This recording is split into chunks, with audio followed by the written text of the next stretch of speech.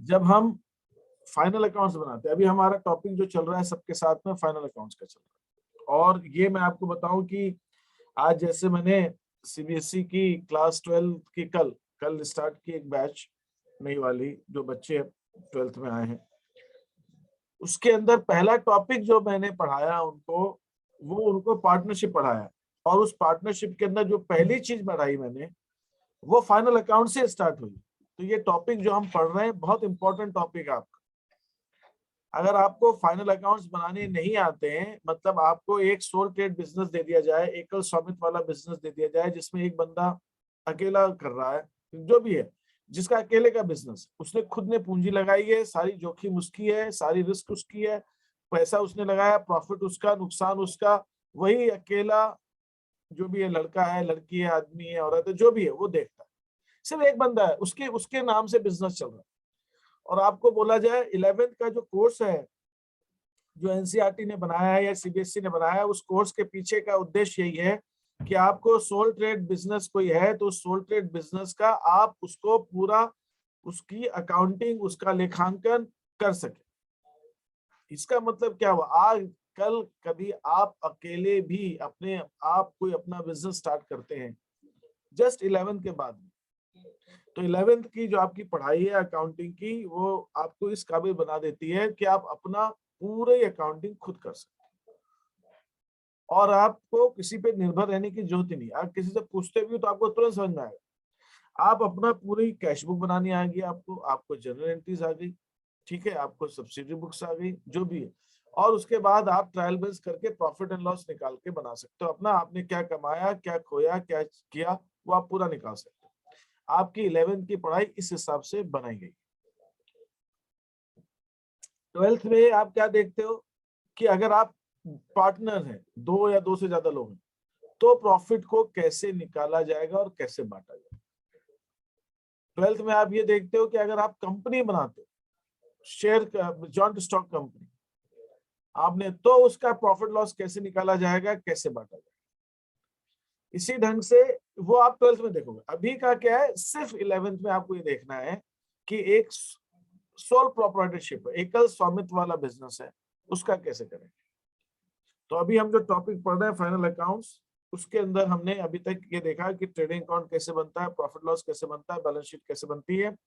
मुझे अभी भी ध्यान है, अब चूंकि टाइम मेरे पास इतना नहीं है कि मैं एक एक के बच्चे को उतना फॉलो अप कर सकूं, और वो मेरे लिए पॉसिबल नहीं, सीधी सी बात, ठीक है। अब एग्जाम का आपका टाइम भी आ गया है, और अभी भी कुछ बच्चों ने उसको नहीं करना नहीं उचित समझा, उनको लगता है कि उनको जरूरत नहीं करने की, तो भाई मेरे पास और कुछ इलाज नहीं है, ठीक है। या तो अभी मैंने कुछ दिन तक तो मैं रोक के रखता हूँ, कुछ बच्चे भेज देते हैं, मैं आज शीट डालता हूँ, वो शाम तक उनका आ जाता है, फिर मैं उनको भी रोक के रखता हूँ, और आ जाए हो जाए। तो जो बच्चे धीरे चल रहे हैं, उनकी वजह से जो बच्चे जल्दी कर लेते हैं उनको भी वो रुकना पड़ता है, ठीक है। बाकी मैं बहुत ज्यादा उनको नहीं रोक सकता। इतना नहीं हो सकता कि हम उसको करें कि भाई वो कर रहे हैं, उनकी क्या गलती है, उसके जो नहीं कर रहे हैं उनकी गलती है। तो लेकिन मैं समझ सकता हूँ कि क्लास में सबको नहीं होता है, कुछ बच्चों को टाइम लगता है, मेरे को 30-35 साल हो गए पढ़ाते हुए, इतना मैं समझ सकता हूँ। तो थोड़ा बहुत आपको मैं स्कोप दे सकता हूँ, लेकिन आप करना ही नहीं चाहो तो उसके लिए मेरे पास इलाज नहीं है, और ना मेरे पास ना टाइम है, ना इतनी एनर्जी है, ना मैं इतनी एफर्ट लगा सकता हूँ, ठीक है। तो वो पॉसिबल ही नहीं है, ठीक है। तो वो आपको अपनी जिम्मेदारी लेनी पड़ेगी, आपको खुद डाउट पूछने पड़ेंगे, आपको खुद करना पड़ेगा। आप करोगे तो ठीक है, नहीं करोगे तो ठीक है। वो मेरे लिए संभव नहीं होगा कि मैं हर एक बच्चे को एक एक को फॉलो अप कर सकूं, ठीक है।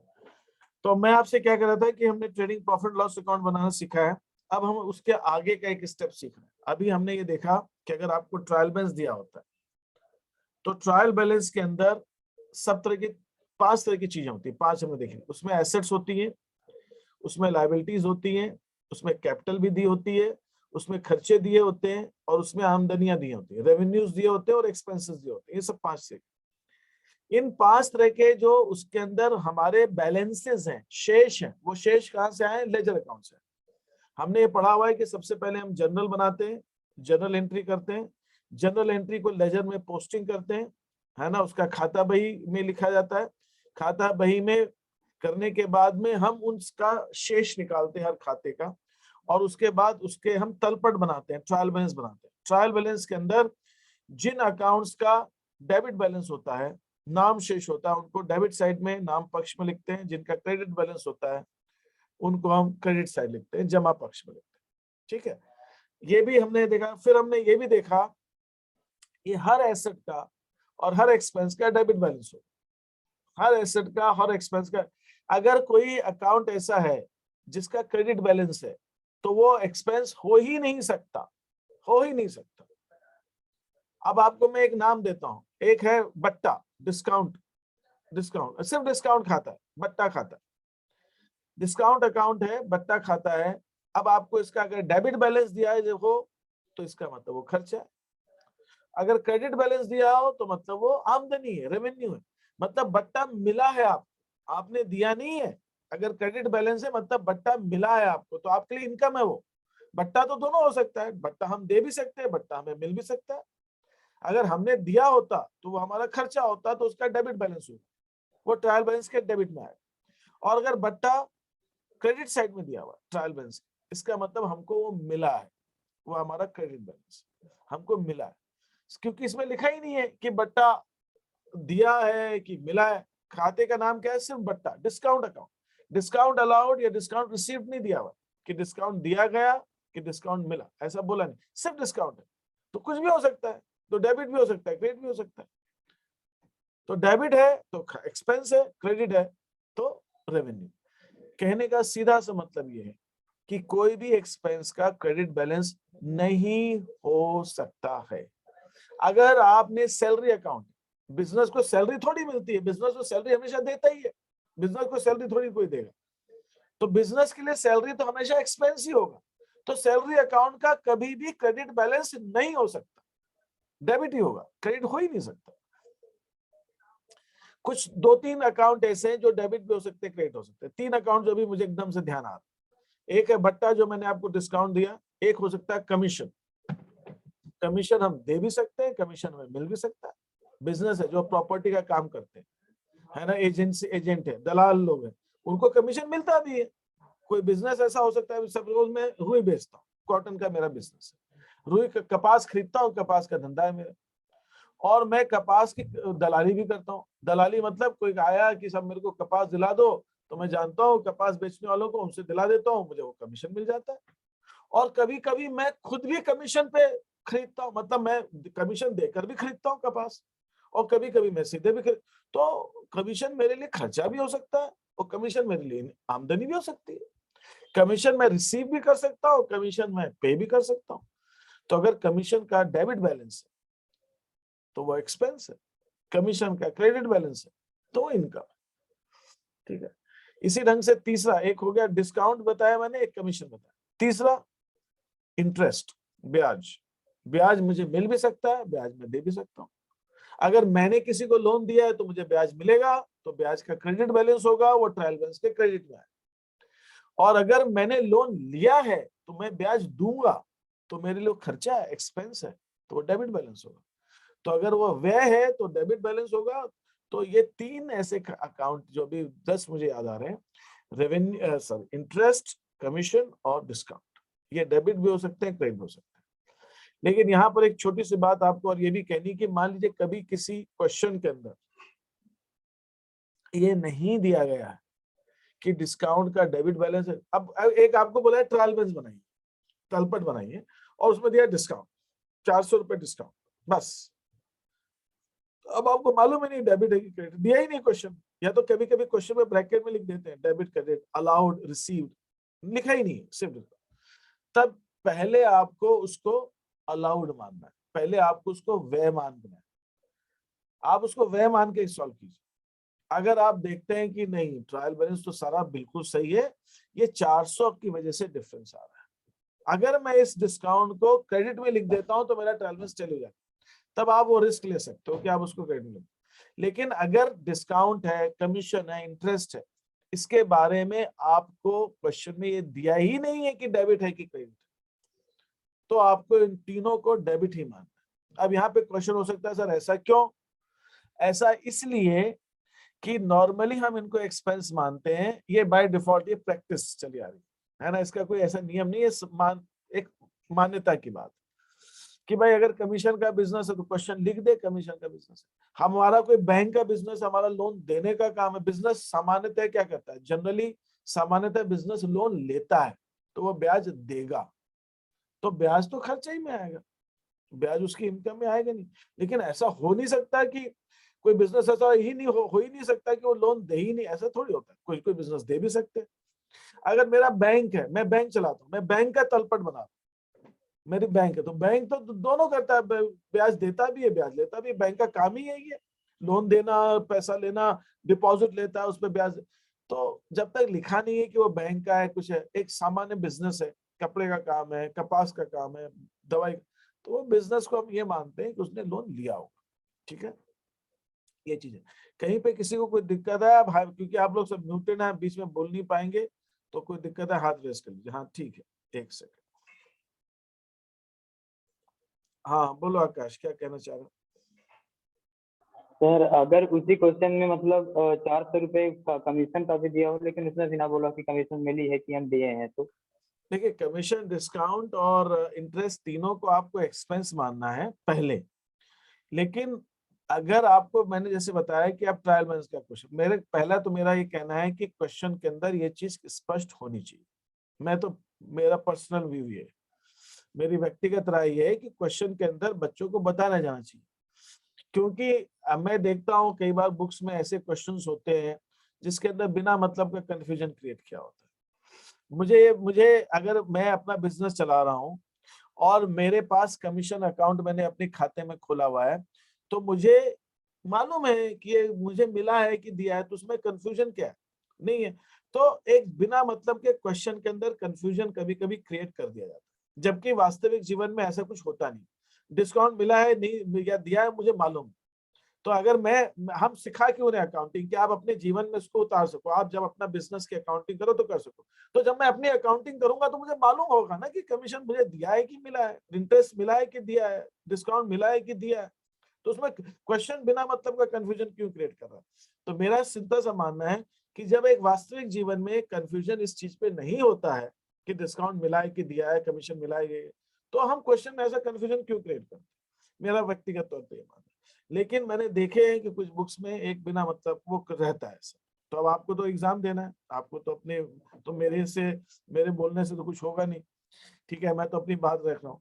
तो ऐसे केस में पहले तो हम उसको डेबिट ही माने, एक्सपेंस माने, और ट्रायल बैलेंस आप बना लीजिए। अब मैच नहीं कर रही है और उसी की वजह से डिफरेंस आ रहा है, तो आप उसको क्रेडिट में लिख दीजिए। बस इतनी सी बात है। कमीशन, कई केसेस में, कई क्वेश्चन में कमीशन को क्रेडिट में ही लिखते हैं, वो डेबिट में देती ही नहीं। डिस्काउंट को डेबिट में दे देंगे, इंटरेस्ट को दे, कमीशन को क्रेडिट में लिखते हैं। मैंने ऐसे कई बहुत सारे क्वेश्चन होते हैं। लेकिन सामान्यतः तो बिजनेस को यही माना जाता है कि बिजनेस ने कमीशन दिया होगा, इंटरेस्ट दिया होगा, डिस्काउंट दिया होगा। ठीक है, ये एक, इसका कोई हार्ड एंड फास्ट रूल नहीं है। ये स्थिति के हिसाब से आपको सिचुएशन को हैंडल करना पड़ेगा।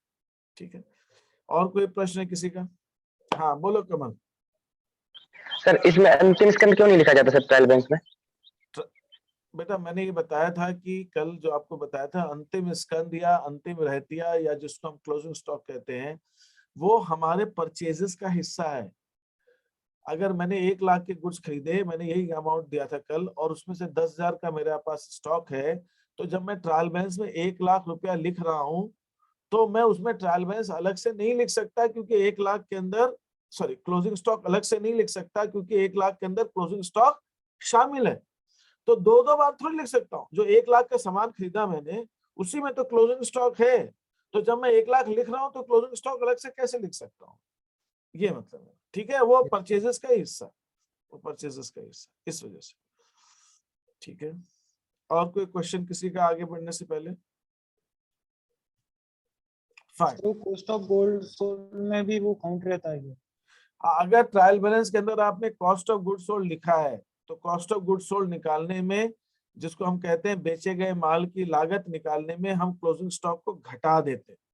तो जब हम क्लोजिंग स्टॉक को घटा देते हैं तो उसमें शामिल ही नहीं है। तो कॉस्ट ऑफ गुड सोल्ड जब हम ट्रायल बैलेंस में लिखते हैं तो क्लोजिंग स्टॉक को भी ट्रायल बैलेंस में लिखेंगे। लेकिन जब परचेजेस लिखते हैं तो हम क्लोजिंग स्टॉक को नहीं लिखेंगे, क्योंकि परचेजेस के अंदर घटाए हुए नहीं है, परचेजेस में क्लोजिंग स्टॉक पहले से शामिल है। कॉस्ट ऑफ गुड सोल्ड में शामिल नहीं है इसलिए उसको दिखाते। या फिर एडजस्टेड परचेज हो, एडजस्टेड परचेज लिख रहे हैं ट्रायल बैलेंस में, तो भी हम ट्रायल क्लोजिंग स्टॉक दिखा देंगे, क्योंकि एडजस्टेड परचेज में भी क्लोजिंग स्टॉक घटा हुआ है, वो उसमें शामिल नहीं, इसलिए अलग से दिखाएं। परचेजेस में घटा हुआ नहीं है तो इसलिए हम उसको नहीं दिखाते। Yes sir. और कोई क्वेश्चन किसी का? ठीक है, अब हम क्या कर रहे हैं कि जब हम बनाते हैं फाइनल अकाउंट्स बनाते हैं, ठीक है, हम जब फाइनल अकाउंट्स बनाते हैं तो फाइनल अकाउंट्स बनाते समय क्या होता है कि देखिए मैं आपको एक सिंपल सी बात करता हूँ कि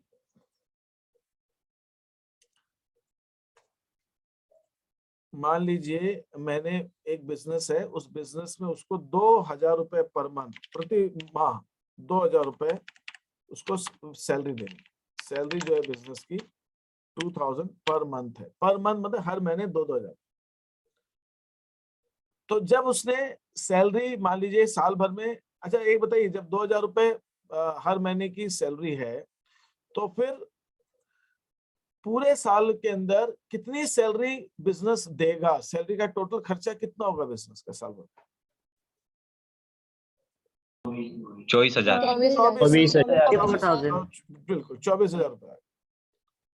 अभी क्या हो रहा? हाँ बिल्कुल 24,000, ठीक है, आकांक्षा 24। अब ये अगर लेकिन बिजनेस ने मान लीजिए 20,000 रुपए सैलरी दी, अभी 4,000 बाकी है, दी नहीं है, तो आप क्या करोगे? Salary account debit cash. मैं एक ही साथ एंट्री कर रहा हूँ, सैलरी कभी भी एक साथ नहीं दी गई होगी, लेकिन मैं 2,000 रुपए 10 बार करने की बजाय मैंने इकट्ठे कर दी entry, salary account debit to cash 20, ये एंट्री की होगी। जब आपने ये जनरल एंट्री की होगी, अब देखिए मैं बहुत बेसिक से समझाने की कोशिश कर रहा हूँ, है ना, आप उसको समझिए। फिर ये जनरल एंट्री की मैंने, फिर मैंने लेजर अकाउंट बनाया, कैश सैलरी अकाउंट, और मैंने एक कैश अकाउंट, ये दोनों 2 अकाउंट होंगे मेरे पास। तो सैलरी अकाउंट के डेबिट के अंदर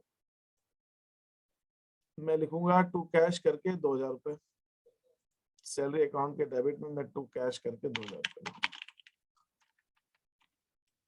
सॉरी 20,000। और कैश अकाउंट के अंदर भी मैं क्रेडिट के अंदर, कैश अकाउंट में तो सिर्फ सैलरी वाला तो अकाउंट होगा नहीं, कैश अकाउंट में तो और भी बहुत सारे ट्रांजेक्शन होंगे, लेकिन मैं अगर सिर्फ इस ट्रांजेक्शन की बात करूं, सिर्फ इसी लेन देन की बात करूं, तो बाय सैलरी करके मैंने कैश अकाउंट के अंदर 20,000 रुपए ये लिखा। मैं यहाँ पे फिर रिपीट कर दूं कि ऐसा संभव है कि सैलरी अकाउंट के अंदर सिर्फ एक ही एंट्री हो पूरे साल भर में, और कोई एंट्री नहीं हुई है, 2,000 करके 10 बार लिखा 20,000 और कुछ नहीं है। लेकिन कैश अकाउंट में तो और भी बहुत सारे ट्रांजेक्शन होंगे ना, सामान खरीदा, बेचा, पूंजी आई, ड्राइंग हुई, सब कुछ हुआ, तो कैश अकाउंट में। फिर जब मैं ट्रायल बैलेंस बनाऊंगा, मैं यहाँ पे ये कैश हटा देता हूँ क्योंकि कैश अकाउंट पूरा नहीं है, सिर्फ बताने के लिए आपको बताया। जब मैं साल के अंत में ट्रायल बैलेंस बनाऊंगा, आप समझिए इस चीज को, बहुत इंपॉर्टेंट।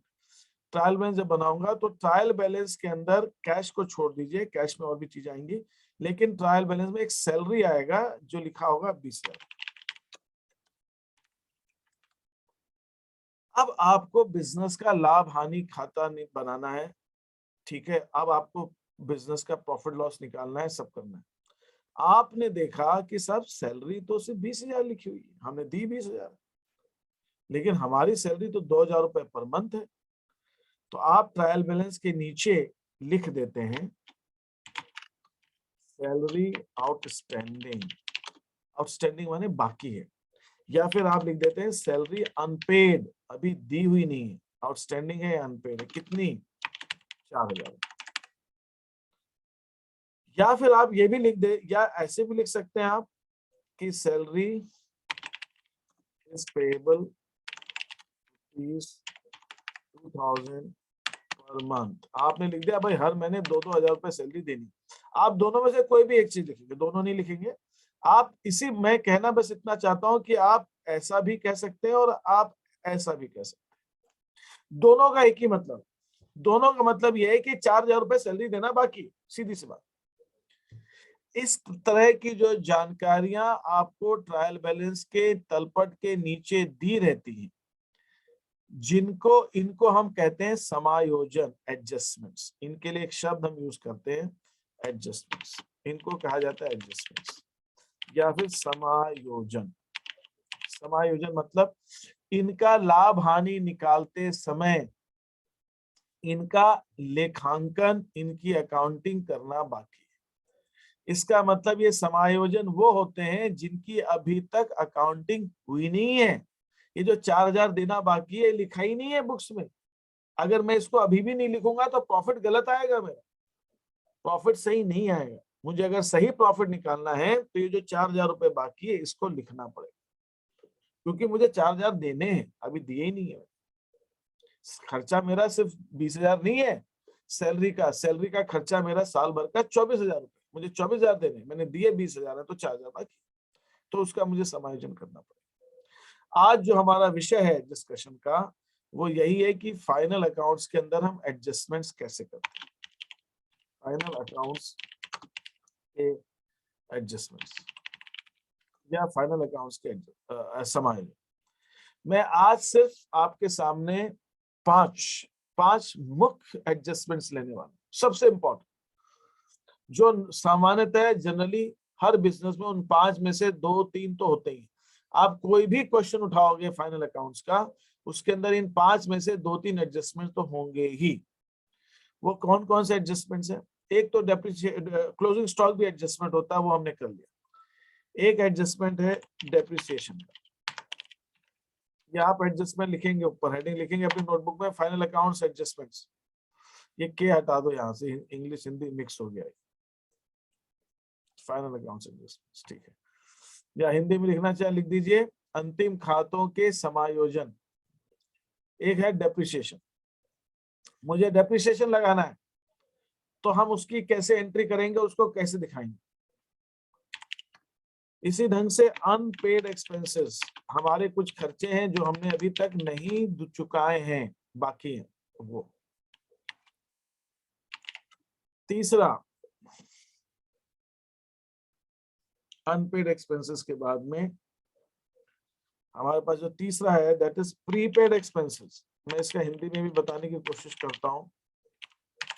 प्रीपेड एक्सपेंसेस, जो हमने प्रीपेड आगे का पैसा अभी दे दिया। जैसे मैंने अभी बताया सैलरी 4000 दी नहीं, और ऐसा भी तो हो सकता है कि हमने अगले महीने की, अगले साल की सैलरी 1-2 महीने की पहले दे दी हो, तो वो प्रीपेड हो गया। Fourth, accrued incomes. Accrued incomes माने ये बताता हूं। पांचवा, एडवांस इनकम। एडवांस, हाँ हाँ बिल्कुल, देवन से ये एक्रूड है ना। अब इनका मतलब क्या है? ये जो डेप्रिसिएशन, इसको तो हम हिंदी में ह्रास कहते हैं, है ना। ये तो आपको थोड़ा सा मालूम होगा, ये पहले भी आ चुका है, डेप्रिसिएशन ह्रास। अनपेड, अनपेड माने जो खर्चे हमने पे नहीं किए। अनपेड का मतलब हो गया एक्सपेंसेस, अनपेड का मतलब होता है एक्सपेंसेस इनकर्ड। इनकर्ड माने खर्चे जो हो गए बट नॉट पेड, लेकिन अभी तक भुगतान नहीं हुआ उनका। खर्चे जो हमने कर तो दिए लेकिन इनका भुगतान नहीं हुआ, उनको हम कहते हैं अनपेड एक्सपेंसेस। एक्सपेंसेस, ठीक है। दूसरा, प्रीपेड। प्रीपेड का मतलब क्या हुआ? अरे खर्चा हुआ ही नहीं लेकिन पैसा दे दिया। Expenses not incurred but paid, हमने दे दिया लेकिन अभी हमने उसका फायदा लिया नहीं। अभी मैं उदाहरण देके भी समझाने की कोशिश करूंगा। accrued income, income earned but not received, जो कमा ली हमने लेकिन हमें मिली नहीं है। और चौथा वाला है income received but not earn, जो हमने अभी तक। ये आप सब लिख के रखें। अभी हम देखते हैं इसका हिंदी में हम क्या बोलते हैं। अनपेड एक्सपेंसेस माने खर्चे जो हो गए लेकिन हमने चुकाए नहीं है। प्रीपेड एक्सपेंसेस माने हमने दे तो दिया लेकिन अभी हुआ नहीं है। एक्रूड इनकम माने इनकम अर्न कर ली लेकिन मिली नहीं है। और एडवांस इनकम माने इनकम मिल गई है लेकिन हमने अभी तक अर्न नहीं की। इनकम रिसीव हो गई है लेकिन अभी तक हमने अर्न नहीं की, ये आप लिख ले सकते।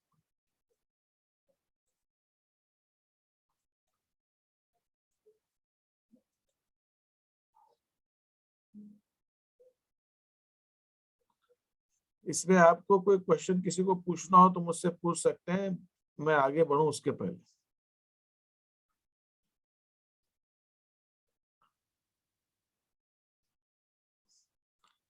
किसी को कोई क्वेश्चन है तो आप हाथ उठा लीजिए, मुझसे पूछ लीजिए।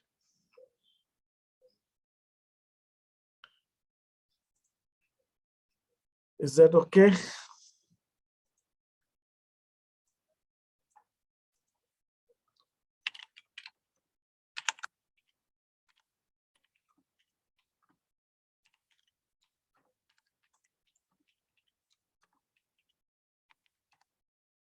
ठीक है, अब मैं आगे बढ़ता हूँ। इसका मैं हाँ हाँ कोई क्वेश्चन है हेमलता? बिल्कुल बिल्कुल बिल्कुल। एक वर्ड यहाँ पे आया कि एडवांस इनकम को हम अक्रूड, माने अक्रूड जो है अर्जित अर्जित आय, इसको हम अनअक्रूड भी कहते हैं। एडवांस इनकम को हम अनअक्रूड भी कहते हैं, अनअक्रूड इनकम भी कह सकते हैं। इसको हम अनअर्न्ड इनकम भी कहते हैं, अनअर्न्ड इनकम, इनकम जो अभी तक अर्न नहीं हुई, अनअर्न्ड। ये जो एडवांस इनकम है इसको अउपार्जित आय भी कहते हैं, और इसको एडवांस इनकम, अनअक्रूड इनकम भी कहते हैं, एडवांस इनकम को। बिल्कुल ठीक है, ठीक है। अभी इसका उदाहरण हम लेते हैं, फिर हम समझने की कोशिश करते हैं, इसको हम समझने की कोशिश करते हैं।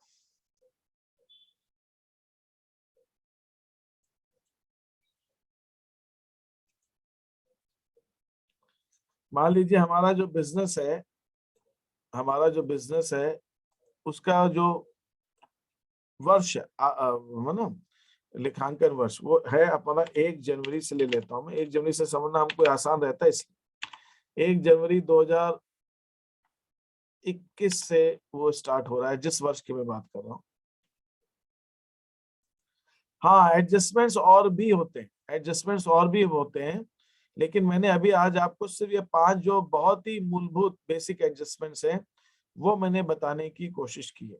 तो एडजस्टमेंट्स और भी होते हैं। हाँ बोलिए, एक हैंड रेज हुआ था किसी का। किस, ये बोलो विवेक मिश्रा। हाँ बोलो, तुम क्या कहना चाह रहे हो? तुम्हारा वीडियो क्यों नहीं ऑन है? सर प्रीपेड एक्सपेंस को एडवांस इनकम कह सकते हैं? नहीं, प्रीपेड को हम एडवांस इनकम नहीं कह सकते। एक्सपेंस माने खर्चा, इनकम माने आमदनी, ठीक है। हम प्रीपेड को नहीं कह सकते, उस पे मैं बात करता हूँ आपसे, ठीक है, उस पॉइंट पे मैं बात करता हूँ। मान लीजिए हमारा अकाउंटिंग ईयर जो है 1 जनवरी 21 से लेकर 31 दिसंबर 2021 तक का है, ठीक है। और ये हमारा अकाउंटिंग ईयर है, यहाँ से स्टार्ट हुआ और ये चीज हुई।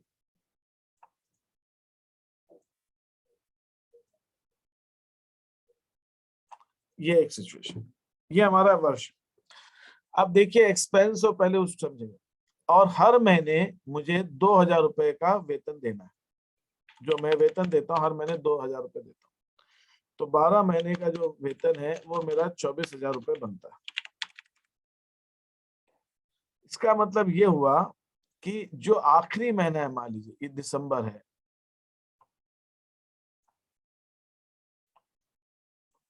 ठीक है, ये नवंबर है, ये 2 महीने की बात कर लेते हैं। मेरी प्रैक्टिस क्या है, मेरे बिजनेस की एक एक सिस्टम चला रहा है। मेरा सिस्टम ये चला रहा है कि जब मैं वेतन देता हूं,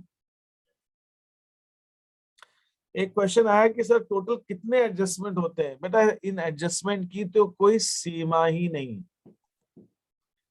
मैं कितने भी एडजस्टमेंट बना सकता हूं। आप अगर देखें, ये जो मैं टॉपिक आपको पढ़ा रहा हूं ना, देखिए मैंने पहले भी कहा है, जिन बच्चों को जो है, कहने का मतलब ये कि आज जो आप पढ़ रहे हो अभी 11th में, जब आप इसको 12th के बाद में कॉलेज में जाओगे ना, बीकॉम करोगे या बीबीए करोगे या जो भी कोर्स करोगे, ग्रेजुएशन में तो बीकॉम बीबीए ही करोगे आप, और क्या। बाकी ठीक है, दूसरी फील्ड में जाना है, जर्नलिज्म वगैरह में, अलग बात। अगर वहां पे आप अकाउंटिंग पढ़ोगे तो ये सारी चीजें वहां पर भी पढ़ोगे, ठीक है, वहां पे भी पढ़ोगे आप। और यहाँ पर अगर 11th में आपके एक क्वेश्चन के अंदर 5 एडजस्टमेंट्स है तो वहां पे 6 एडजस्टमेंट्स हो जाएंगे, 7 हो जाएंगे। फिर जब आप एमकॉम करोगे वहां पर भी यही फाइनल अकाउंट्स पढ़ोगे आप। ये एमकॉम में भी आएगा, आपको एमबीए में भी आएगा, और सीए फाउंडेशन में तो आएगा ही आएगा, सीए फाउंडेशन में भी आएगा। लेकिन वहां पर जब ये आता है तो यही एडजस्टमेंट्स थोड़े से लेवल बढ़ जाता है, डिफिकल्टी लेवल बढ़ जाता है।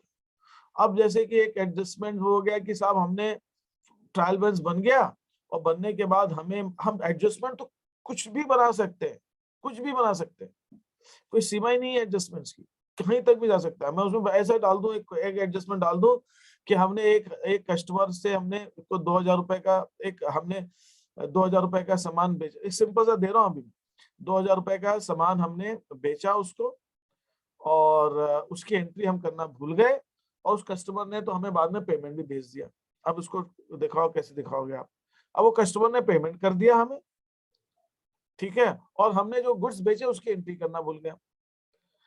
एक एडजस्टमेंट ऐसा भी हम बना सकते हैं कि हमने उसको 5000 का सामान बेचा, हमने एंट्री की सिर्फ 500 रुपए की, और उसने हमें 5000 रुपए का पेमेंट कर दिया। करो उसको, ठीक है ना, ट्रायल बैलेंस में कहाँ क्या चीज प्लस माइनस होगा। हमने किसी से सामान खरीदा, वो सामान अभी पहुंचा नहीं है, रास्ते में, तो फिर भी है आपके 11th, है ना, अभी रास्ते में।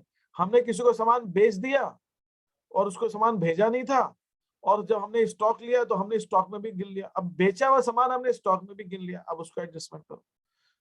एक और तो ऐसे बहुत सारे एडजस्टमेंट की कोई लिमिट नहीं है। हाँ, फिर भी आपका जो क्वेश्चन है आपके 11 के लेवल पे, मैं समझता हूँ कि 10-11 एडजस्टमेंट्स हैं शायद कॉमन। ये जो मैंने बताया, ड्रॉइंग्स ऑफ गुड्स हो सकता है, गुड्स हमने विड्रॉ किए पर्सनल यूज के लिए, गुड्स हमने डोनेट कर दिए, गुड्स जल गए, ठीक है, गुड्स चोरी हो गए, ये interest on capital, interest on drawings है ना, पूंजी पर ब्याज है, अपने को आहरण पर ब्याज लगाना है, ये कुछ एडजस्टमेंट्स हैं। और एक प्रोविजन है, उसका provision for bad and doubtful debts का प्रोविजन है, डूबत ऋण खाता है, डूबत ऋण है, ये कुछ गिने चुने एडजस्टमेंट है सिंपल से। बाकी एडजस्टमेंट्स की तो वैसे तो कोई सीमा नहीं है, कितने भी हो सकते हैं एडजस्टमेंट्स, ठीक है। और ये एडजस्टमेंट्स का जो लेवल है, कितने डिफिकल्ट एडजस्टमेंट है, उससे क्वेश्चन का लेवल डिसाइड होता है कि क्वेश्चन कितना टफ है आपका, ठीक है, उसके हिसाब से डिसाइड होता है। Final accounts adjustment just like chemistry exception, ठीक है, वो कह रहे हैं भाई केमिस्ट्री में जो अपवाद होते हैं उनकी तरह है एडजस्टमेंट, ठीक है। एनीवे, मैं आपको जो बात कह रहा था वो ये, अब मान लीजिए मेरे बिजनेस के अंदर एक ऐसी सिचुएशन है कि हर महीने मतलब मुझे जो वेतन देना है, अगले महीने की 5 तारीख को मैं सैलरी देता हूँ, अगले महीने की 5 तारीख को। तो मैंने जनवरी की सैलरी फरवरी में दी होगी, फरवरी की सैलरी मार्च में दी होगी, मार्च की अप्रैल में, ऐसे ऐसे करते करते नवंबर की दिसंबर में दी होगी। अब जब दिसंबर की सैलरी मुझको देनी है, अगर मैं उसी नियम को फॉलो करूं तो वो सैलरी जब 31 दिसंबर को जब मैं नहीं दूंगा तो वो 31 दिसंबर को अनपेड सैलरी कहलाएगी। दूंगा मैं, है तो दिसंबर की सैलरी, दूंगा मैं जनवरी में, तो 31 दिसंबर को वो अनपेड सैलरी कहलाएगी। ये अनपेड सैलरी एक मेरी तरह से लायबिलिटी है, मुझे देनी है, इसलिए मैंने देखा है, आप लोगों को भी मौका लगेगा। बिजनेस क्या करते हैं, अगर उनको उनका अकाउंटिंग ईयर, वैसे इंडिया में अकाउंटिंग ईयर तो अब तो अप्रैल टू मार्च है, इसलिए ज्यादातर मैंने बहुत सारे बिजनेस देखे हैं, वो मार्च की सैलरी जो है वो अगर अगले, अभी पूरे साल तो अगले महीने देते, लेकिन मार्च की सैलरी उसको ये एडजस्टमेंट नहीं करना पड़े, इसलिए मार्च की सैलरी वो क्या करते हैं, मार्च में ही 25, 26, 27 2-3 दिन पहले दे देते हैं, बोले ले लो, बोले अगर आप छुट्टी कर दोगे सैलरी देने के बाद तो अगले महीने काट देंगे अप्रैल में, अभी तो ले लो। ये एडजस्टमेंट कौन करे उसका? आप देखना, कभी भी आप बिजनेस वाले जो देखते हैं, आप देखना अभी अभी फरवरी, ये मार्च आ ही गया, खत्म होना है, अब वो मार्च के अंदर सारे एडजस्टमेंट चालू हो जाएंगे।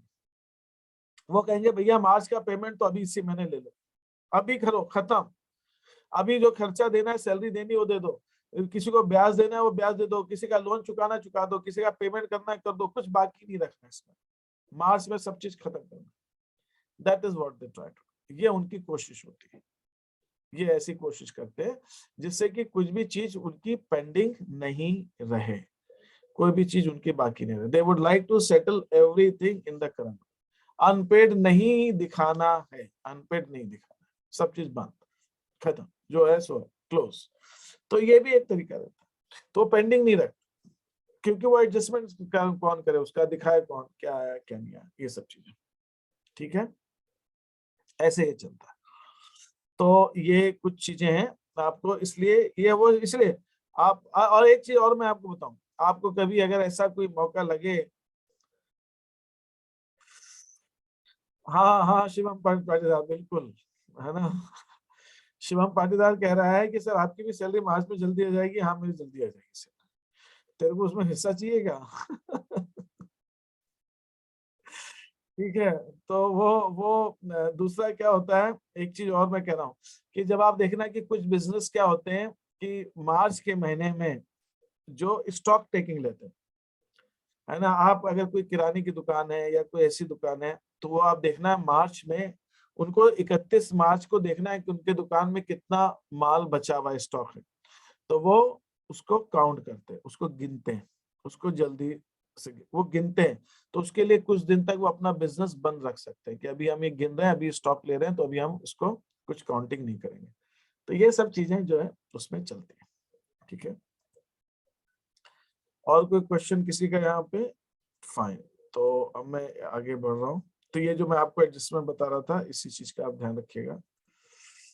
तो ये ऐसे अनपेड सैलरी होती है।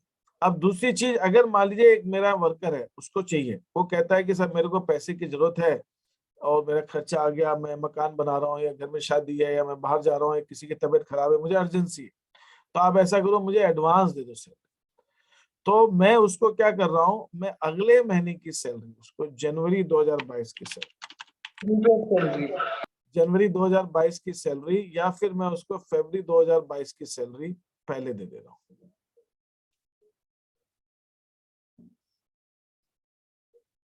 सर जब वो बिजनेस, एक क्वेश्चन आया कि सर जब वो बिजनेस बंद करेगा तो उसे लॉस होगा ना उतने दिन का, ये मैं समझा नहीं। मतलब आप आउटस्टैंडिंग की बात कर रहे हो कि प्रीपेड की बात कर रहे हो? आउटस्टैंडिंग है या प्रीपेड है? मतलब लॉस किस सेंस में, कि अगर सैलरी देना है इसलिए कि मिलना है इसलिए? वो मुझे थोड़ा सा समझ में नहीं आया क्वेश्चन में। ठीक है, तो ये 2022 इस हिसाब से ये, तो मैंने मान लीजिए किसी को, अपने स्टाफ को जनवरी की या फरवरी की सैलरी दिसंबर में दे दी, तो ये जो है ये प्रीपेड सैलरी कहलाएगी। हाँ, प्रीपेड सैलरी में लॉस हो सकता है, बिल्कुल हो सकता है।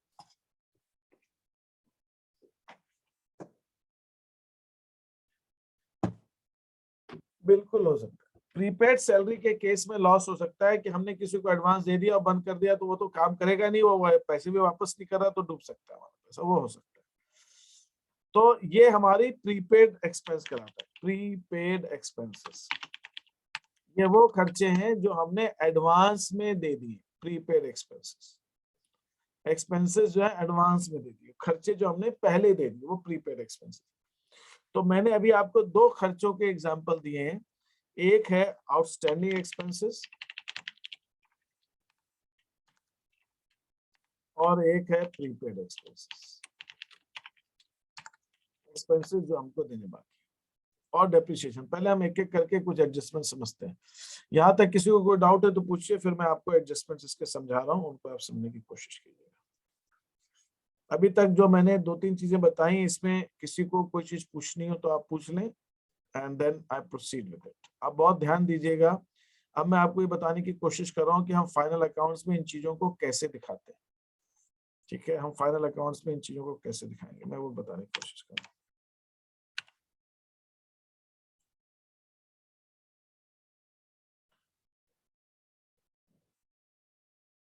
ठीक है, ओके, एक काम करता हूँ, just give me a time, मैं इसको पीडीएफ में कन्वर्ट कर देता हूँ जिससे कि मुझे आपको शो करने में इजी रहेगा।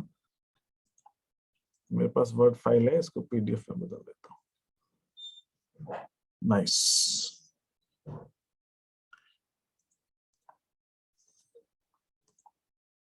देखिए ये एक ट्रायल बैलेंस है, ये क्वेश्चन मैंने आपको पहले दिया हुआ है, वही लिया है मैंने, इसमें थोड़ा सा चेंजेस किया। ये एक क्वेश्चन है हमारा जिसके अंदर, अब इसमें हम क्या करते हैं, क्या है, जब हमको फाइनल अकाउंट्स बनाना होता है तो हम इसमें आइटम को छांटते हैं। कैसे छांटते हैं? हम ये निकालने की कोशिश करते हैं कि कौन से आइटम बैलेंस शीट में आएंगे। ड्राइंग्स तो बैलेंस शीट में कैपिटल में से घटती है, डेटर्स और मशीनरी दोनों बैलेंस शीट के आइटम है, लाइव स्टॉक और कैश या एसेट है, बैलेंस शीट में आएंगे, है ना। हमने आनंद के पास पैसा रखा हुआ है तो ये हमारी एसेट है। हमने अशोक को लोन दिया है, ये भी हमारी एसेट है, ठीक है। बैंक ओवरड्राफ्ट कैपिटल, ये लायबिलिटी है, और कैपिटल ये बैलेंस शीट में आएगी। क्रेडिटर्स लायबिलिटी एक बैलेंस शीट में आएगी। फिर इसी ढंग से हम छांटते हैं आइटम्स। ट्रेडिंग अकाउंट के कौन कौन से आइटम्स है? ओपनिंग स्टॉक, कैरेज इनवर्ड, ये दोनों ट्रेडिंग अकाउंट में आएंगे। कैरेज इनवर्ड डायरेक्ट एक्सपेंस है। परचेजेस ट्रेडिंग अकाउंट में आएगा। वेजेस डायरेक्ट एक्सपेंस है, ट्रेडिंग अकाउंट में आएगा। रिटर्न्स इनवर्ड, सेल्स रिटर्न्स है, ट्रेडिंग अकाउंट में आएगा, ठीक है। और ये रिटर्न्स आउटवर्ड ट्रेडिंग अकाउंट में आएगा। सेल्स ट्रेडिंग अकाउंट में आएगा, ये सब आएगा। देन यू, तब आप छांटते हो भाई प्रॉफिट एंड लॉस में कौन कौन से अकाउंट्स आएंगे। रेंट प्रॉफिट एंड लॉस में आएगा। एडवर्टीजमेंट और बैड डेट्स प्रॉफिट लॉस में आएगा। कैरेज आउटवर्ड प्रॉफिट लॉस में आएगा। Book discount allowed profit loss में आएगा। ये इंटरेस्ट ऑन लोन, ये इसको मैंने आगे कमीशन कर दिया है, ये इसमें चेंज करने से रह गया। इंटरेस्ट ऑन लोन नहीं है, कमीशन दिया। तो मैं ऐसे ट्रेडिंग अकाउंट, प्रॉफिट लॉस और बैलेंस शीट के आइटम छांटता हूँ। ये सब जब मैंने ऐसे छांट लिया होता है, ये सब छांटने के बाद में कि कौन सा कहाँ आएगा, उसके बाद मैं ट्रेडिंग अकाउंट बनाता हूँ, प्रॉफिट एंड लॉस अकाउंट बनाता हूँ, बैलेंस शीट बनाता हूँ। ट्रेडिंग अकाउंट के आइटम ट्रेडिंग अकाउंट में, प्रॉफिट लॉस के प्रॉफिट लॉस में, बैलेंस शीट के आइटम बैलेंस शीट के अंदर। इस हिसाब से हम इन चीजों को देखते हैं, ठीक है। This is how we go. हाँ बोलिए, एक किसी ने रेस किया था हाथ। There was some query. Sir हाँ अशोक टू लोन तो आंसर शीट में दिया ही नहीं। तो आप वो छोड़ दो ना उस क्वेश्चन को। अब मेरे छूट गया, मेरे बिल्कुल सही कह रहे हो। मैं अभी जब इसको बना रहा था तो मैंने देखा कि ये लोन टू अशोक को जो हमने लोन दिया है, ये मेरा बैलेंस शीट मैंने टोटल तो सेम लिखा हुआ है सोल्यूशन, लेकिन वो 1000 से डिफरेंस आ रहा था। और जब मैंने अभी चेक किया, अभी मैं सुबह ही आपके लिए बना रहा था कि मैं आपको, मुझे समझाना है तो मैं कैसे समझाऊं। मैं सोच रहा था कि फाइनल अकाउंट, तो मैं प्लानिंग कर रहा था कि मुझे कैसे समझाऊं मैं। तब मैंने देखा कि 1000 का डिफरेंस आ रहा है, तो वो डिफरेंस आ रहा था इसकी वजह से। तो आप देखना कि जो मैंने आपको सोल्यूशन दिया है ना, उसके अंदर एसेट साइड का टोटल 1000 रुपए से कम आ रहा होगा।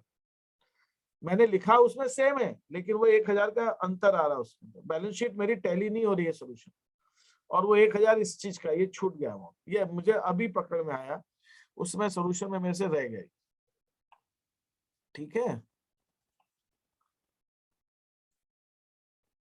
मैं इसको ठीक कर दूंगा अभी सोल्यूशन को, बाकी ये उसमें फर्क रहेगा।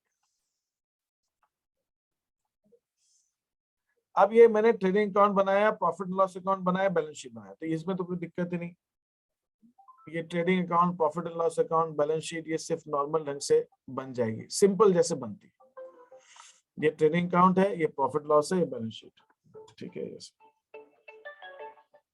हाँ अतुल, मैं क्लास के बाद कॉल करता हूँ 10 मिनट से, है ना, ठीक है। ये हमारा ट्रेडिंग P&L अकाउंट और बैलेंस शीट। अब मैं एक एक एडजस्टमेंट ले रहा हूँ, आप देखिएगा एडजस्टमेंट को हम कैसे शो करते हैं इन फाइनल अकाउंट्स।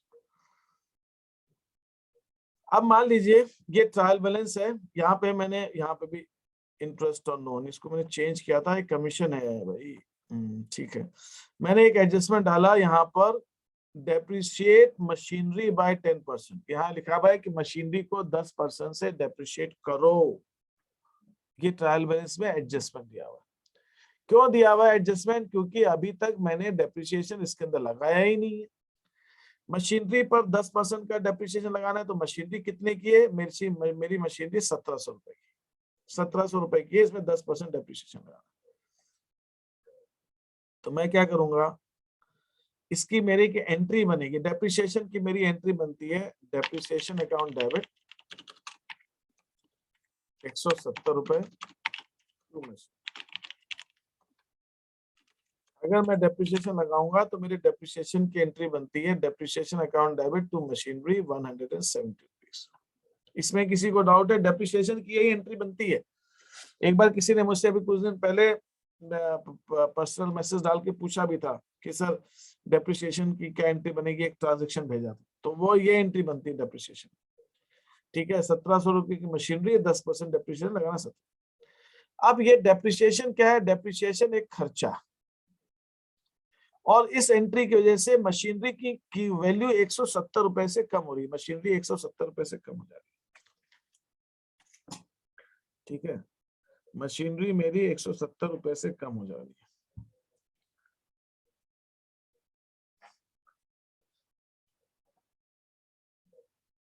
तो ये आपको दोनों चीजें देखनी। अब मैं क्या करूंगा, मशीनरी 170 रुपए से कम हो जा रही है और डेप्रिसिएशन आ रहा है।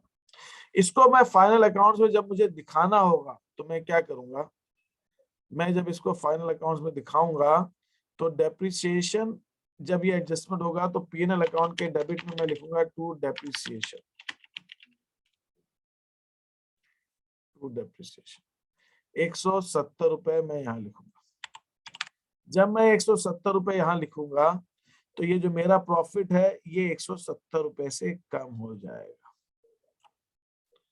और फाइनल अकाउंट्स में बैलेंस शीट में मैं क्या करूंगा, बैलेंस शीट के अंदर ये जो डेप्रिसिएशन लगाया है, ये डेप्रिसिएशन को 1700 रुपए की जो मशीनरी है इसके अंदर मैं यहाँ पे लेस करूंगा, लेस डेप्रिसिएशन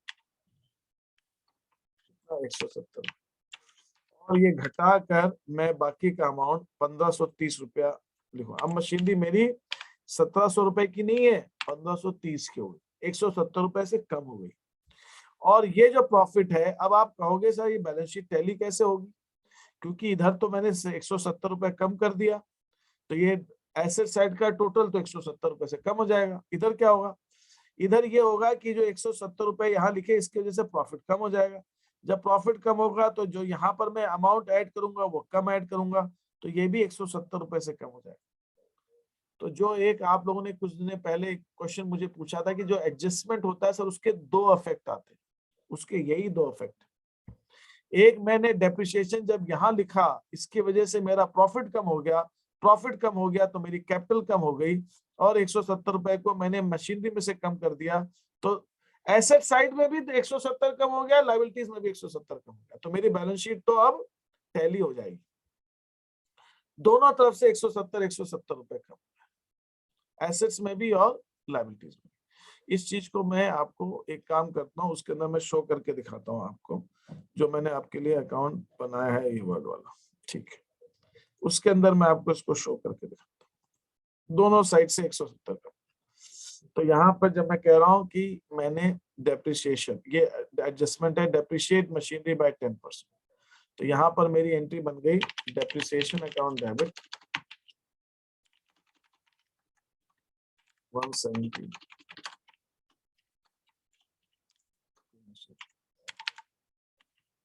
मशीनरी अकाउंट 107, ये एंट्री बनी मेरी, और ये डेप्रिसिएशन एक्सपेंस है। तो मैं क्या करना है, मुझे प्रॉफिट एंड लॉस अकाउंट के डेबिट में मैं लिखूंगा टू डेप्रिसिएशन। जब मैं यहाँ पे टू डेप्रिसिएशन लिखूंगा 170 रुपए, तो जो मेरा ये प्रॉफिट, इधर इसको थोड़ा सा बड़ा कर देता हूँ, एक सेकेंड है ना, 170 लिखूंगा, तो जो मेरा प्रॉफिट 850 रुपए आ रहा है ये 170 रुपए से कम हो जाएगा, तो ये हो जाएगा 680, 4 8 7 15, हाँ बराबर। तो 11,000 से 850 की जगह मेरा प्रॉफिट घट के हो जाएगा 11,680। फिर मैं यहाँ लिखूंगा 11,680, तो यहाँ जो मेरा टोटल है वो हो जाएगा 26,680, ये भी कम हो जाएगा। देखिए कैसे फर्क पड़ रहा है, कितना अकाउंटिंग साइंटिफिक है, ये 680 से कम। तो यहाँ पर जब मैं टोटल लिखूंगा, यहाँ पे मेरा टोटल आएगा 420, 23,420, ये भी कम हो गया। तो जब मैंने यहाँ पर प्रॉफिट लिखा, अपना डेप्रिसिएशन लगाया, तो जब डेप्रिसिएशन यहाँ लिखा इसकी वजह से 170 से ये प्रॉफिट कम हो गया। ये कम हो जाने की वजह से ये जब मैं यहाँ पे कैपिटल में प्रॉफिट ऐड कर रहा हूँ तो भी मैं 170 रुपए कम जोड़ूंगा। तो जब यहाँ 170 रुपए कम जोड़ूंगा तो यहाँ पर जो मेरा बाद में प्रॉफिट ये कैपिटल लिखूंगा, ये भी मैं 170 रुपए कम लिखूंगा, यहाँ पे भी 170 रुपए कम हो गया। अब मैं इसका अगर टोटल लगाऊं, देखिए आपके सामने अगर इस बैलेंस शीट का टोटल लगाऊं लायबिलिटी साइड का, ये मेरा टोटल भी कम हो जाएगा। ठीक है, ये कितना हो गया 570, इसका नो नो नो ये मैं यहाँ ठीक नहीं किया शायद मैंने, नहीं, एक सेकेंड, 620 ये आ गया 8 ये 80 आएगा, एंड देन 480 आ रहा। ठीक है, तो ये जो मेरा टोटल है ये आ गया 630, 630। ये भी देखिए 170 रुपए से टोटल कम हो गया। और इधर क्या करूंगा मशीनरी में, मशीनरी को जब मैं डेप्रिसिएशन लगा रहा हूं तो यहाँ पर 1700 रुपीज है ये, इसके अंदर मैंने डेप्रिसिएशन कम किया,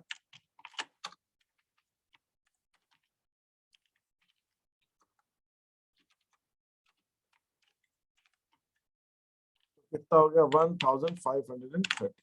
तो मशीनरी अब 1700 रुपए की नहीं है, 1530 की होगी। मशीनरी की कीमत 170 रुपए कम होगी। तो जब मैं डेप्रिसिएशन को बुक्स में दिखाऊंगा तो मैं डेप्रिसिएशन को इस तरह से दिखाऊंगा। मैं मशीनरी जिस एसेट पे डेप्रिसिएशन लगा रहा हूं उसकी कीमत को मैं यहाँ पे कम करके दिखाऊंगा, और उसकी वजह से मेरा प्रॉफिट भी कम हो जाएगा। मेरा प्रॉफिट कम हो जाएगा तो फिर जो मैं अमाउंट यहाँ पे कैपिटल आएगी वो कैपिटल भी कम हो जाएगी। तो मेरी बैलेंस शीट का अगर मैं एसेट साइड का अगर मैं टोटल लगाऊं तो ये भी मेरा 27,630 रुपए, 170 रुपए दोनों तरफ कम हो गए। तो मेरी बैलेंस शीट भी टैली हो, इसलिए दो अफेक्ट जरूरी है, ना तो बैलेंस शीट ही टैली नहीं होगी आपकी। यस, ये जैसे मैंने अभी दिखाया आयुषी में, ये डेप्रिसिएशन बैलेंस शीट में और प्रॉफिट एंड लॉस में दोनों में दिखाया जाता है, जैसे अभी मैंने आपके सामने शो किया। यहाँ पर किसी को कोई डाउट है अभी तक जो मैंने बताया उसमें पूछे मेरे से, एनी अदर डाउट? तो जब भी आप किसी भी एसेट पे डेप्रिसिएशन लगाएंगे तो एक तो वो प्रॉफिट एंड लॉस में आएगा और बैलेंस शीट में उस एसेट में से कम हो जाएगा, उस एसेट में से। और प्रॉफिट एंड लॉस में लिखने की वजह से प्रॉफिट कम हो जाएगा, प्रॉफिट कम हो जाएगा तो कैपिटल कम हो जाएगी, और बैलेंस शीट में एसेट्स भी कम हो जाएगी, तो एसेट साइड भी कम हो जाएगा, लायबिलिटी साइड भी कम हो जाएगी, तो हमारी बैलेंस शीट तो टैली हो जाएगी। इसका मतलब ये हुआ, मैं एक बहुत इंपॉर्टेंट सी बात कह रहा हूँ, अगर मान लीजिए मैं कोई बच्चे कभी कभी एग्जाम में क्या करते हैं, कोई एडजस्टमेंट नहीं करते, बोले सर बैलेंस शीट तो टैली हो गई थी, अगर मैं इस ये पूरा का पूरा एडजस्टमेंट खा जाऊं मतलब इसकी एंट्री नहीं करूं, जब इसकी मैं एंट्री ही नहीं करूंगा तो भी मेरी बैलेंस शीट टैली हो जाएगी। बैलेंस शीट तो टैली होने में दिक्कत थोड़ी है, लेकिन प्रॉफिट गलत आएगा और बैलेंस शीट का टोटल जो आना चाहिए वो नहीं आएगा। लेकिन इसका मतलब ये नहीं है कि बैलेंस शीट टैली नहीं होगी, टैली तो होगी। तो एडजस्टमेंट्स का इफेक्ट दोनों तरफ होता है, तो एडजस्टमेंट आप अगर कोई नहीं भी करेंगे तो भी बैलेंस शीट आपकी टैली होगी। Is that okay? यहां तक किसी को कोई क्वेश्चन पूछना है जो कुछ मैंने अभी आपको समझाया? Is that okay? तो मैं अभी आपको ऐसा कर रहा हूं कि मैं आगे 2-4 एडजस्टमेंट्स और मुझे आज लेने थे, लेकिन मैं अभी वो मुझे ऐसा फील नहीं आ रहा है कि मैं लूं, तो I just stop it here. मैं आपको इसमें के कुछ क्वेश्चंस भेजूंगा, वो आप करेंगे। हाँ बोलिए, एक सेकेंड, मुझे कुछ डाउट पूछा गया है। हाँ बोलो, हम क्या पूछना है? सर क्लोजिंग स्टॉक कैसे एडजस्टमेंट में आएगा? क्लोजिंग स्टॉक एडजस्टमेंट इसलिए होता है कि क्लोजिंग स्टॉक जैसे मैंने कहा कि परचेजेस में से ऑलरेडी जुड़ा हुआ है, तो आपको परचेज में से घटाना है उसको। तो घटाने एक तरीका ये है कि ट्रेडिंग अकाउंट के डेबिट साइड में घटा दो या फिर ट्रेडिंग अकाउंट के क्रेडिट साइड में लिख दो। तो क्लोजिंग स्टॉक को ट्रेडिंग अकाउंट में लिखने का मतलब सिर्फ इतना है कि हम उसको परचेजेस में से घटा रहे हैं। परचेज में से घटा रहे हैं मतलब कॉस्ट ऑफ गुड्स सोल्ड निकाल रहे हैं। आप ये कह रहे हो कि वो परचेजेस का हिस्सा नहीं। मैं आपको, अब जब ये क्वेश्चन पूछा गया इससे रिलेटेड एक एग्जांपल देता हूँ। एक बार मैंने ये पहले भी आपको बताया हुआ, लेकिन वो आपको अभी इस समय वो मौजू है, बहुत रेलेवेंट है, इसलिए बता सर, इसलिए डेप्रिसिएशन ज्यादा लगाते हैं क्योंकि प्रॉफिट कम हो जाता है और हाँ यस, इसीलिए कुछ बिजनेस वाले डेप्रिसिएशन खूब लगाते हैं, और डेप्रिसिएशन करोड़ों में लगता है बड़े बड़े बिजनेस में, प्रॉफिट करोड़ों रुपया का फर्क पड़ जाता है उससे। डेप्रिसिएशन जब आप लगाते हो तो डेप्रिसिएशन से आपका प्रॉफिट एकदम से फर्क पड़ जाता है। और उसके सर वजह से इनकम टैक्स पे भी इससे ही फर्क पड़ता होगा ना? हाँ इनकम टैक्स पे भी फर्क पड़ता है, क्योंकि आपका जो है वो बिल्कुल से आपका, तो इसलिए लोग बिजनेस वाले कई बार डेप्रिसिएशन जो है इस वजह से बड़ा अमाउंट लगाते हैं कि बड़ा अमाउंट जितना ज्यादा डेप्रिसिएशन होता है उतना ज्यादा आपको छूट, प्रॉफिट आपका कम हो जाता है, और प्रॉफिट कम हो जाता है तो आपको टैक्स भी उस हिसाब से कम लगता है। ठीक है, वो तो है, वो दैट इज डेफिनेटली देयर। ठीक है, एक बार मैंने एग्जांपल आपको पहले दिया है तो मैं उसको रिपीट कर रहा हूँ, है ना। मुझे याद नहीं है मैंने किस ग्रुप में दिया था, लेकिन जो ये भावना ने पूछा कि सर क्लोजिंग स्टॉक एडजस्टमेंट कैसे, तो मैं आपको बता दूं क्लोजिंग और स्टॉक एडजस्टमेंट ऐसे है कि जब आप क्लोजिंग स्टॉक ट्रेडिंग अकाउंट में लिखते हो, मतलब आप परचेजेस में से उसको घटा रहे हो, उसका इफेक्ट वही है कि आप परचेज से माइनस का इफेक्ट है। परचेजेस से क्यों घटा रहे हो? क्योंकि आप कॉस्ट ऑफ गुड्स सोल्ड निकालना चाहते हो, क्योंकि आप जब कॉस्ट ऑफ गुड्स सोल्ड को सेल्स से कंपेयर करोगे तब प्रॉफिट आएगा। तो कॉस्ट ऑफ गुड्स सोल्ड निकालने के लिए आप क्लोजिंग स्टॉक को माइनस करो। माइनस करने का एक तरीका यह है कि डेबिट साइड में भी मैं ट्रेडिंग अकाउंट में से माइनस परचेज में से माइनस कर सकता हूं, या फिर मैं ट्रेडिंग अकाउंट के क्रेडिट में लिख सकता हूं bye depreciation by closing stock. दोनों का इफेक्ट है, ठीक है, दोनों का इफेक्ट है। इसीलिए एक बार ऐसा हुआ कि एक डिस्कशन में कहानी को थोड़ा सा चेंज कर रहा हूँ, जो कहानी नहीं वो एक्चुअल इंसिडेंट था, मैं चेंज कर रहा हूँ। एक पूछा गया कि सब परचेजेस अकाउंट क्या होता है, सब परचेज अकाउंट क्या है, एक्सपेंस है कि एसेट? ठीक है, मैंने क्या किया होगा कि मैंने उनका आंसर ये दिया कि परचेजेस अकाउंट एसेट है कि एक्सपेंस है, वो अभी हम नहीं तय कर सकते। कब? जब मैंने गुड्स परचेज किया। मेरा अभी मैंने आज मान लीजिए बिजनेस स्टार्ट किया और मैंने अभी गुड्स खरीदे, तो मुझे नहीं मालूम है, वो दोनों में से कुछ भी हो सकता है। लेकिन जब साल खत्म हो जाएगा और परचेजेस का वो हिस्सा जो मैंने बेच दिया वो कॉस्ट ऑफ गुड्स सोल्ड का हिस्सा हो जाएगा। जब वो कॉस्ट ऑफ गुड्स सोल्ड हो जाएगा तो एक्सपेंस हो जाएगा, और अगर मैंने नहीं बेचा तो क्लोजिंग स्टॉक हो जाएगा, और अगर वो क्लोजिंग स्टॉक हो जाएगा तो वो एसेट हो जाएगा। तो मेरा जो वो है क्या कहते हैं परचेजेस है, वो साल के अंत में या तो खर्चा बन जाएगा या एसेट बन जाएगा। लेकिन वो कब? एंड ऑफ द ईयर, साल के अंत में, अभी नहीं। अभी तो वो एसेट भी हो सकता है, एक्सपेंस भी हो सकता है, मुझे नहीं मालूम क्या होगा। इसीलिए एंड ऑफ द ईयर वो अगर क्लोजिंग स्टॉक हो गया तो एसेट हो गया, और अगर कॉस्ट ऑफ गुड्स सोल्ड हो गया, बिक गया तो अगर वो बेच दिया तो वो एक्सपेंस हो गया, नहीं बेचा तो एसेट हो गया। तो परचेजेस में से माइनस करने का इफेक्ट होता है closing stock. That is why it is in interest. बोलिए, नहीं आवाज मैंने, हाँ बोलो क्या कह रही हो, अभी तुम म्यूट हो। हाँ सर उसको सेल करेंगे तो उससे पैसे मिलेंगे ना, तो रेवेन्यू नहीं होगा वो? जब सेल करेंगे तब, अभी तो बेचा नहीं है ना, अभी नहीं। बेचो तो सही। जब आप बेचोगे तो वो कॉस्ट ऑफ गुड्स सोल्ड हो जाएगा, और फिर वो रेवेन्यू भी हो जाएगी, सेल्स में रेवेन्यू हो जाएगी, कॉस्ट ऑफ गुड्स सोल्ड हो जाएगा। लेकिन जब तक नहीं बेचा है तब तक तो वो एसेट है ना, तब तक तो यस सर। ये मतलब। ठीक है, एनी अदर क्वेरी? किसी और को कोई चीज पूछनी है?